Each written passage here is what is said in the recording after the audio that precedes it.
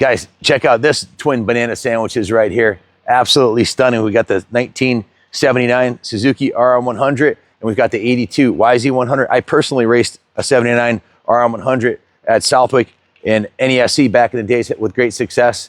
But this YZ, you got to admit, is pretty trick looking, especially with the red 64 racing pipe on it. If you haven't found out about the huge following of people that are into these YZ100s, Marty Tripes started a series called the 100cc Revenge. So go on to YouTube, punch in Marty Tripes 100cc Revenge, and you'll see races going back to as far as 12 years ago when they started doing it. And you get a bunch of old pros that build these 100s the way they're supposed to be built, know how to ride them the way you're supposed to ride them. And they have some killer racing going on, clearing all the big jumps and everything.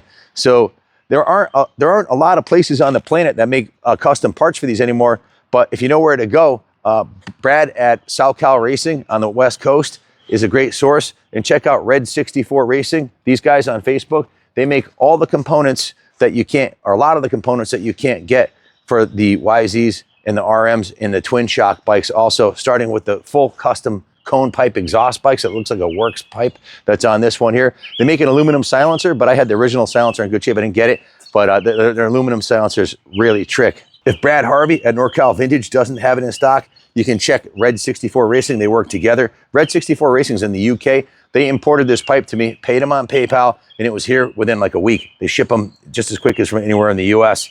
They do all the twin shock Evo bike parts that are no longer available. They do bike restorations, performance parts, cone pipes, and they make the most badass aluminum tanks that if this was my personal bike, I'd probably have to buy one. They look totally trick, and they polish them. They look like chrome for most of the vintage bikes. They also 3D print parts.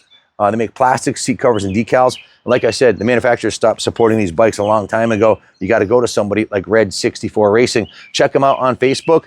They also have a YouTube store, and they're on Instagram too, but their Facebook page is where I got a hold of them. They don't have I think they have a website, but it's under construction, or they're still building it.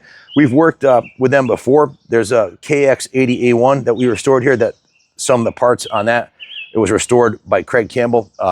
Some of the parts off that one are from them, but definitely a lot of fun. These air-cooled bikes are super easy to work on. The parts to rebuild the engine between the crank, the piston and rings, and a clutch pack is under $500, and you can do the work yourself. When I was 15 years old in 1980, and I had my RM100, I used to take the engine, the top end and cylinder off by myself and bring it to school. And during shop class, I'd emery cloth polish the ports, hone the cylinder, decarbonize the head. I did all the work myself. Very, very easy motorcycles to work on, unlike a four-stroke of today. So that equates to a classic bike that's easy to restore and easy to find parts for.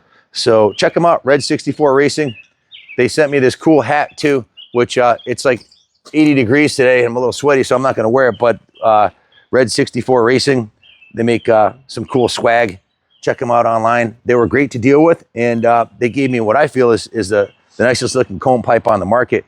I'm pretty sure NorCal Racing stocks them also from Red 64. They ship them over here for them, but check those guys out online. Support the guys that are helping keep the sport alive. Thanks for watching, and God bless America.